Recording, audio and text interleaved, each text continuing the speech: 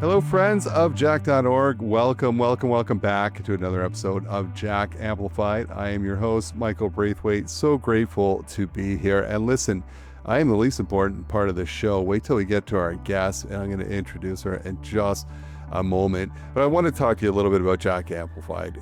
Why are we here? Well, we really want to talk about early intervention and prevention. In the space of youth mental health quite often, and it's very, very important, don't get me wrong, but like most parts of life, we only respond when we're in crisis. We only respond as a reaction. And, we want to ask ourselves the question, right? What if we actually, how can we stop youth mental health crisis and youth suicide if we don't actually work upstream and work backwards to where it starts, and start those conversations early and normalize and reduce the stigma. And that's what this podcast is all about, is talking with people about that prevention and early intervention and those pieces there. What if, and that's what this is, it's a podcast about what ifs too, right? Like, what if youth and people that surround young people actually had the tools to support each other, to listen to each other, to know their role, to help people navigate the system, all those pieces. What a difference that would make. And I can tell you, we've seen it firsthand. It makes a huge difference. We want to build that across the country and around the world. When we look at things like our Jack Talk speakers, and many of our guests have been Jack Talk speakers, what do those do? Well, listen, it's one thing for me to get up there and talk about this, right? If I'm talking about this to young people, they're like, whatever, old man, keep talking, right? And I know that from my own kids, right? They're saying, there might be a lot of value to what I'm saying, but my kids can't really relate to someone who they don't see themselves in. So when a Jack Talk speaker gets up there and shares their story and has that courage and does it in a safe way, and they say, wow, that's someone who I see myself in that person. They understand me, etc. And maybe I'm more willing now to talk about that because they've normalized it. I don't feel alone, and I don't feel different or weird or anything of those pieces there too. Now I'm more willing to move forward, right? And that's what our programs do, is we create that ecosystem around people to have those early conversations around it, and to have supports built around you, not when you're full in crisis afterwards, but before that, right? To have those early, and maybe you won't go that direction. And if you do feel yourself, in mental health crisis brewing, you know what to do. You know who you talk to. You know how to navigate the system. That's what we do, friends, at Jack.org in many, many different ways.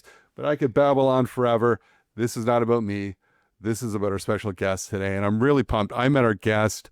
I had the privilege of meeting our guest about a week ago at a Jack.org event where we had a panel, and Liv came up to me, and we had a great conversation. So I was pumped that she is willing to come on and share her story. Before we bring on Liv, I want to tell you a little bit about Liv Miller. She is a Jack Talk speaker, of course, like many of, and you'll see that, right, man? The training, you just see how wonderful all our guests are, and how they can relate to others through Jack Talk speaking. She is a community advocate, of course, and the co-founder of an award-winning youth initiative called Bridges of Hope, which we want to hear more about. She's 24. She's from rural Ontario, Kitchener area, I believe. That's where she came all the way from Kitchener to Toronto last week, just as a support for this event. This is how dedicated she is. And she is currently a community champion with Unsinkable, one of our friends and partners doing incredible work around youth mental health. And she shares her personal experiences and her academic background in social development, peace and conflict studies. You see that Liv will bring a powerful perspective of all those experiences together, education, life experience, to the conversation, and really understands early intervention and prevention. Without further ado, Liv, welcome to the show. Thank you so much. I'm so excited to be here today. Oh, it's awesome to have you. Can you tell I've had about 4 or 5 coffees? I'm And I'm truly amped up, yeah? jealous. I have yet to have my coffee yet today. That's You know awesome. what? The name of the podcast is Jack Amplified. So if I'm going to be amplified, sometimes, it takes a few coffees. But so we want to start. We want to know all about you. I can't wait to hear. And so I just want to hear, tell me a little bit, who is Liv? What's your story? How did you get involved with Jack.org? Well, it's so funny. I was just thinking this morning about our chat today and reflecting on, it being almost 7 years of mental health advocacy for me. And I don't like to think about growing up, but that was really eye-opening. It's been a long journey, and I think I've been reflecting a lot recently on how my advocacy and my viewpoints have changed over time, who I am now versus who I was when I started in this journey. I mean, it's a whole pandemic later, lots of critical core experiences for me. But truly, my journey started as a high schooler. I was one of those youth who always believed that nothing was good enough because you could be better. And, you have all those inspirational speakers come into your school. You've got student leadership clubs that are telling you how to develop more, how to show more integrity, be a responsible leader. And I loved leadership. That was always true for me, but I really latched on to that. And I think it was a beautiful thing and also something that hindered my self-worth and how I spoke to myself, and believing that there was always more I could do. I could always just be better, so I must not be good enough as I am. And so I struggled with that in many ways throughout high school. And at first it kind of showed up as overproductivity, or trying to build new relationships, struggling in those relationships. And then eventually, as it does for most folks, it turned into burnout. And I started to really notice in those later years of high school that I was fizzling out, and that steam that I was running on was definitely a coping mechanism to tolerate the discomfort that I felt internally, which I think can be true for so many young students. And so during those years, I started to really dive into learning more about psychology, positive psychology specifically, and the science of our well-being. What I've been anxious my whole life, but what does it look like to feel mentally well? What does that actually look like? And it was during those years that I was able to start a community movement called Bridges of Hope, which you indicated. And we went to local bridges in the community. We engaged in conversations with youth about their mental health journeys. And we had, in essence, an art display where we had community submitted messages pasted on the bridges. Stuff like, "You are not alone. Tomorrow needs you. Somebody loves you." And we really just started that conversation because, like you said, I'm from a rural community and I didn't grow up with the same kind of mental health conversations that some of my peers from a larger city or just different communities did. So we were able to really branch out, and it changed the trajectory of my life big time. I mean, I was coming to some of these conclusions on my own, but there's nothing better than community care projects, than leaning on the people around you and expanding that conversation further. Yeah, I love what you're saying there. I mean, all of it, Liv. But it's interesting, right? Because I think we all live inside our little bubbles, right? And so someone from, say, a bigger city like Toronto, Vancouver, Calgary, it looks a little different, right? When you're out in kind of rural Ontario. And let's face it, like most of Canada is made up of these small communities. Mhm. Can you expand a little on that? Like, what does it look like where you're from? Or where are the resources? Yeah. So people understand what you're talking about, and why you built bridges.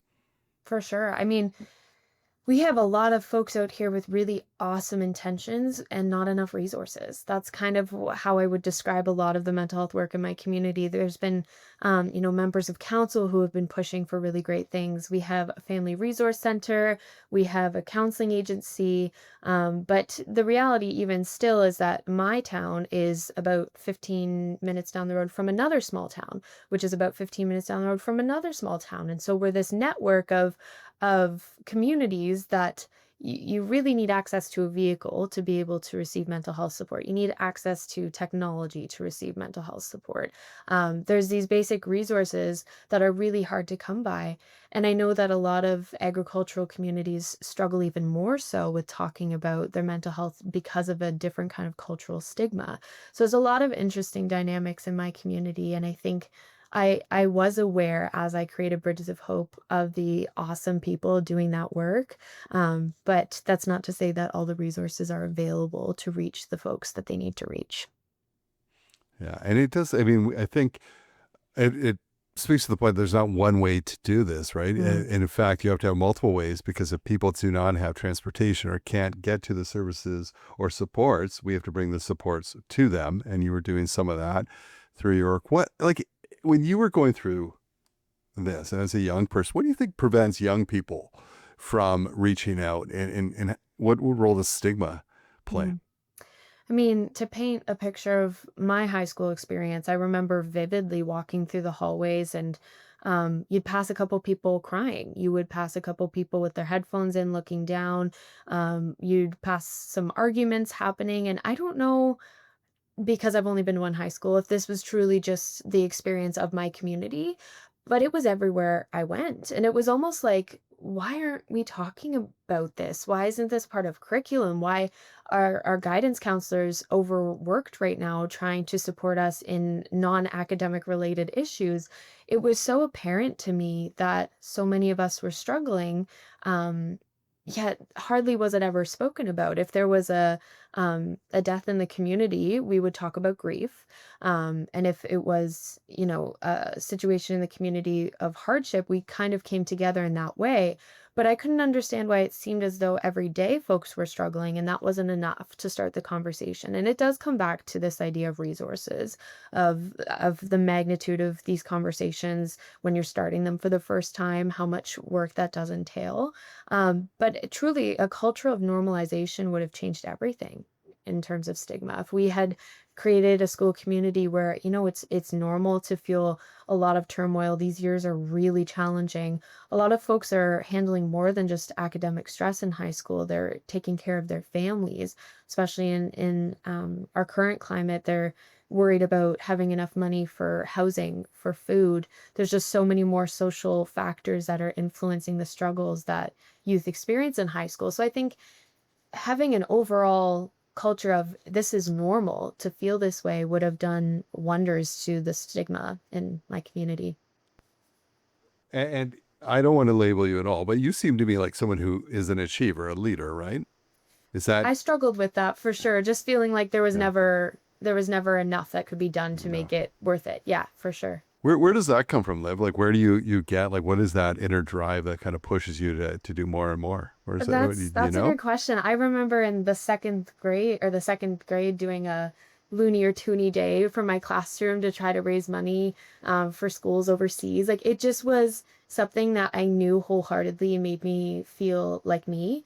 And I think very early on, if you're allowing yourself to wake up to the realities of our world, the only thing you can really do is hope for community care, right? Like think globally, but act locally. Keep your eyes open, be aware of what is going on in our world, but take a look at what you can do. And so that's always been there. I haven't always known how to channel it or how to separate it from me as a person versus me as an advocate. That's been a huge lesson over the years. Hmm. True. I mean, and often too, I mean, if it's our leaders, our young leaders, and the amount of pressure on you to succeed, I mean, I think Hmm. partially to, there's a lot of what we find with youth mental health is that there's a lot of support for people, for other people, but quite often people negate to support themselves, right? Their own self care, right? They're all about the friends of different people, but they also the stigma around it. Well, it can't happen to me, especially as an achiever. Somehow they see that as a negative. That how can I possibly, as a leader, and be suffering from anxiety or depression or any of the other pieces. I mean, it's a lot of pressure. What are ways that you have found to early on? What were ways that you found to support yourself and others in early mental health and prevention? Hmm. I think a huge part of it is the story we tell ourselves about taking a break. It's not, I'm taking a break because I've failed to keep up and I'm not good enough at managing everything on my plate. It's, I'm taking a break as a necessity. This is critical to the work that I do. This is critical to what I care about. We live in a very fast paced world where it almost goes against the grain in multiple ways to slow down and to stop, right? And so, being able to form that normalization within yourself, within your communities to say, no, rest is not the problem here. That is absolutely core to what we all need to be able to keep going, to keep doing this challenging work, and just show up every day, right? I treasure the times when I can walk into a room full of young people and say, surprise, you're already doing enough. I want you to give yourself a pat on the back and then take a nap tonight, because there's not enough of that. Like I said, I remember all of the the impactful speakers who came into my classroom growing up and would talk about how to have more integrity, how to be the best leader. And that's not typically a concern for a lot of achievers, right? It's slow down, please stop. You're going to burn Yeah. yourself out. And that change in narrative can be so huge for youth. It's so funny that slow down whenever I'm going to share like a personal. So my daughter was in, she qualified in kind of to IB in high school, right? You know Mm. what that is? Like that international bachelor. Like it's Yes. this, Yeah. it was very cool. Hey, and they would pitch like, hey, look, like if you do this all through high school, you basically are skipping the first year of university. But in my mind, I'm like, well, what's the rush? Like, why would you want it? Like, why put that kind of pressure? Well, Right. my daughter was really driven. So she did this in grade 9 and it was very stressed for that age. And in grade 10. And I remember going to, a parent, like a teacher thing with IB, and they were talking about, and people were saying, can my son take, wait a second, like, well, I see you don't offer physics, or can they take it in summer school? Can they, and the parents are driving this. I thought, I just thought in my head it's too much. And I remember turning to Mhm. my daughter and saying, you don't have to do this. Like, it's okay if you, and the relief, and it wasn't like she just needed someone to tell her it was okay. Mm. She didn't have to do that, and she didn't. She stepped back, and I'm like, this doesn't define who you are. You are still a smart, brilliant, driven person, but this does not. If this is putting that kind of stress, it's okay not to, especially at 14, 15.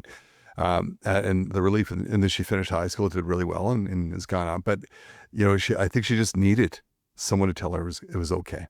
Mhm. Because in her own mind, as she just made that decision without someone telling her that, it would have been some kind of failure or whatever. Moving forward, we put way too much pressure on our young people. Let's talk about your time. How did you get involved with Jack.org, and Mhm. what has it meant to you to be a Jack Talk speaker?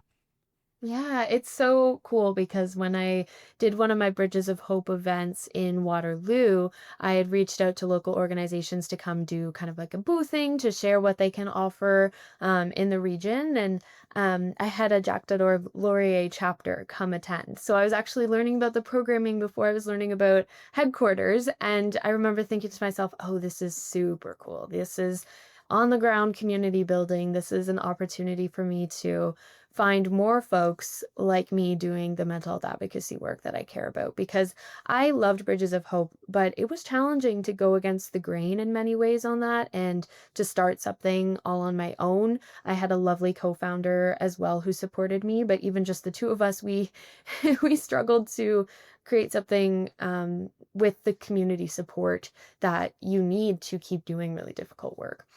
So I eventually connected with someone on the Jack.org team, and it took me a couple of years.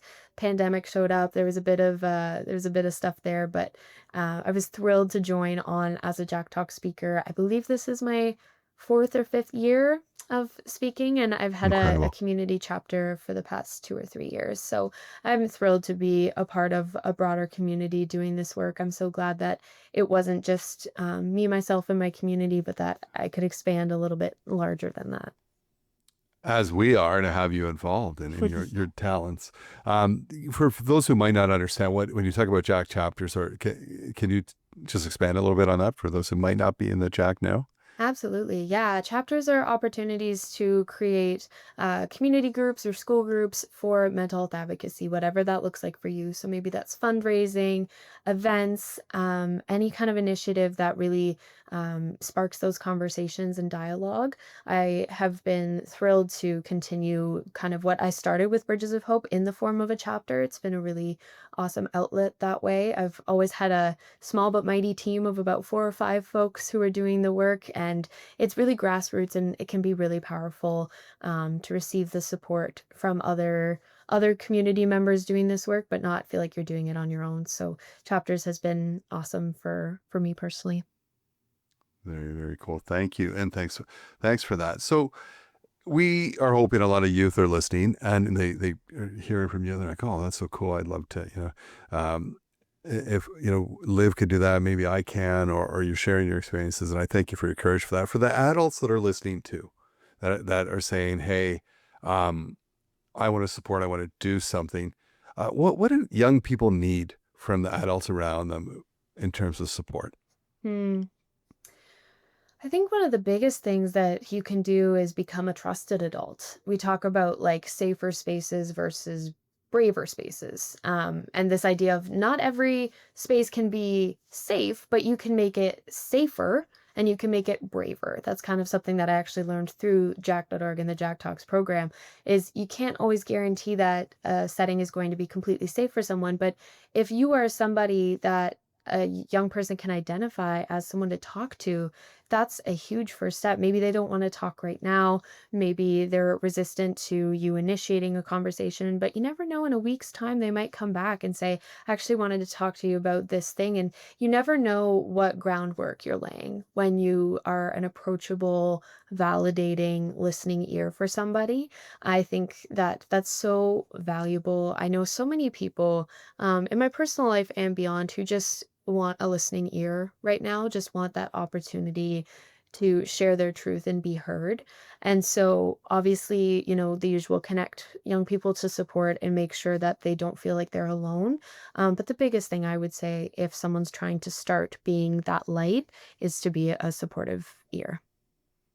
I love that, Liv, and I'll tell you what, I love sharing my parent fails uh, Yeah. on the with people because I did the opposite, right? So I think parents, I mean, we are built to your greatest fear probably in life is something happening to your children, right, or Mm. the people you love. So when my two of my daughters were in high school, I have a stepdaughter who's older, so I didn't meet her until she was done high school. But my two youngest daughters were in high school. When they would come home and talk about mental health pieces that they just really had questions around, my first action was kind of reaction to fix, right? And And I talk about this quite often where I put them in things or like, all right, I got scouring for what program can I put them into because I don't want, um, had I had the advice that you just gave, just be an ear.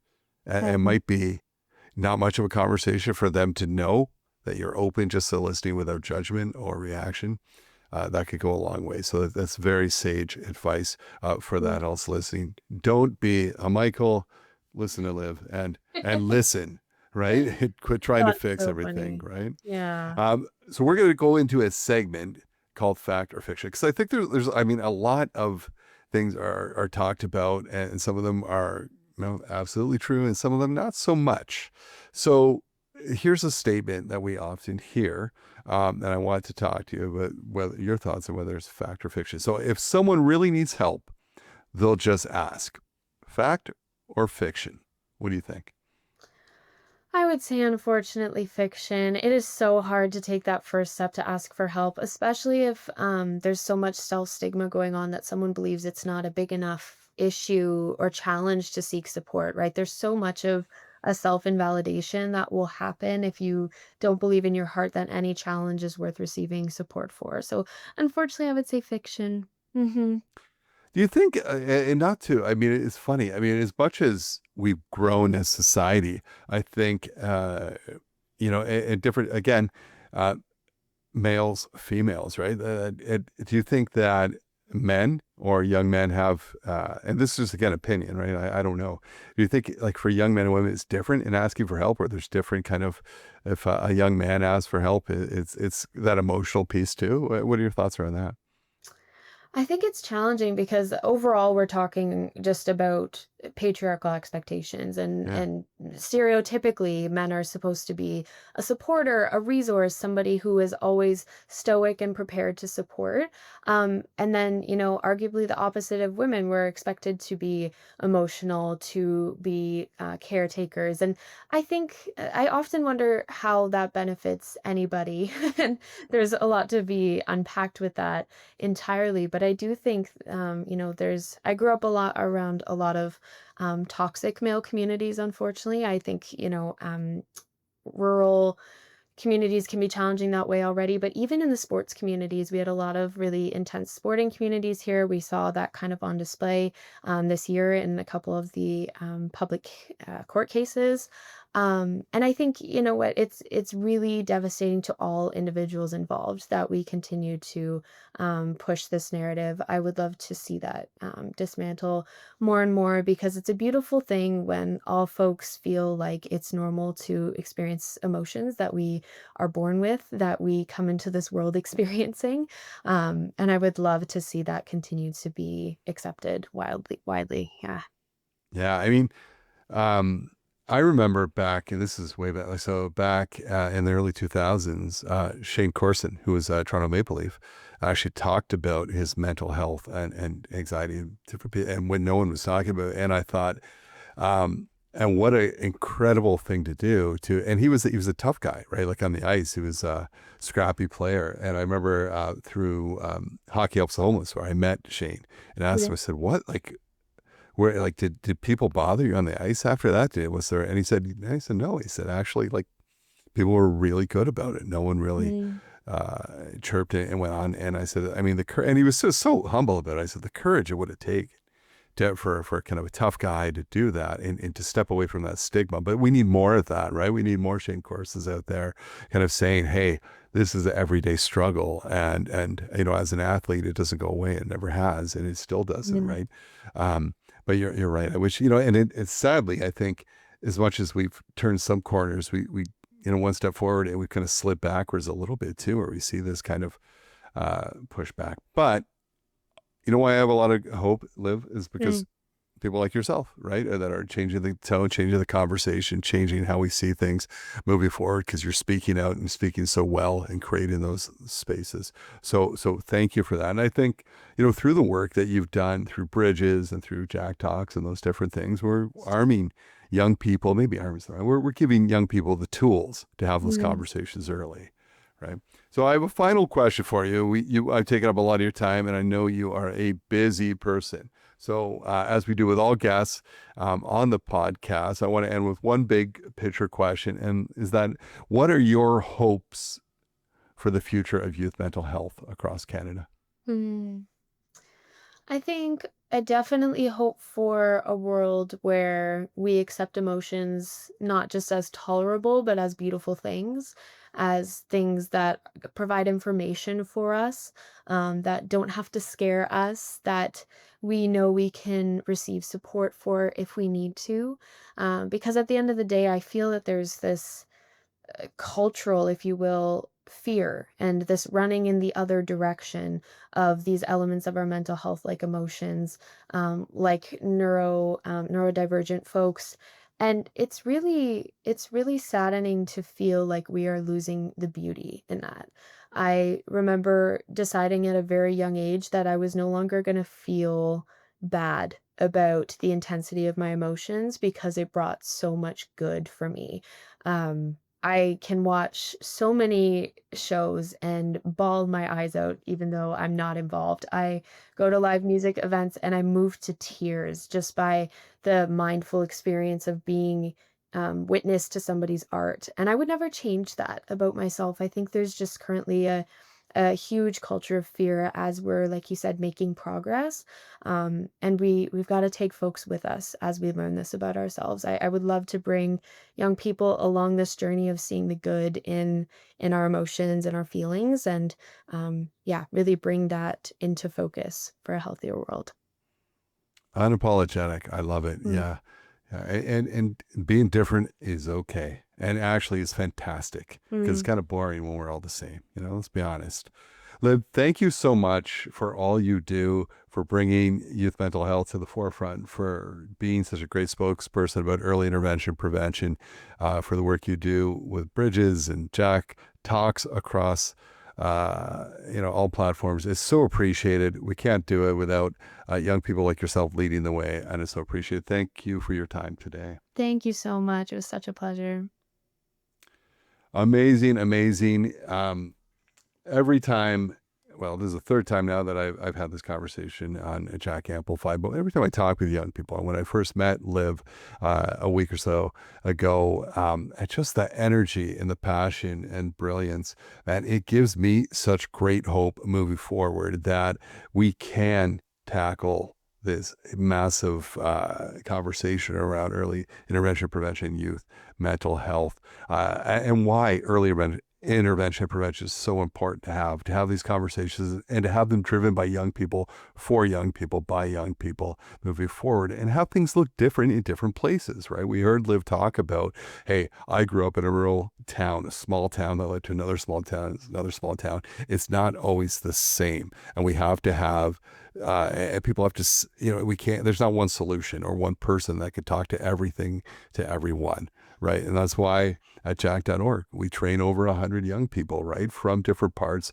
of our country. So we have 100 different people that you can relate to, that if you don't see yourself in one person, you might see them in another, right, moving forward. So, what can you do coming out of this? I encourage you, of course, if you're in a community and you want to have someone come into your community to talk a little bit about youth mental health and early intervention prevention, book a Jack Talk. You could go to jack.org/talks to do that. Book a talk in your community today. Maybe you'll get Liv. I don't know. You could request her. And really look at the different programs on Jack.org that can support your community and equip youth with the skills to recognize those early signs to support one another. It's by youth, for youth, building that ecosystem around them, and of course with adults that support youth as well. Check out those resources, get them out there widely. The more people we have, the more Canadians we have equipped with these tools, the better it will be for our youth. Listen, in closing, I want to thank Liv so much for having the courage to come on, share her story and insights, and encourage all of you to share this podcast, right, widely. Let's get this out there. Let's get these stories out there, and give us feedback. Or if you have ideas for the show, for Jack Amplify, of people to come on and share how we could be better, and you just share with us. We'd love for you to do that. That's how we get better moving forward. Until then, we'll see you next time on Jack Amplify.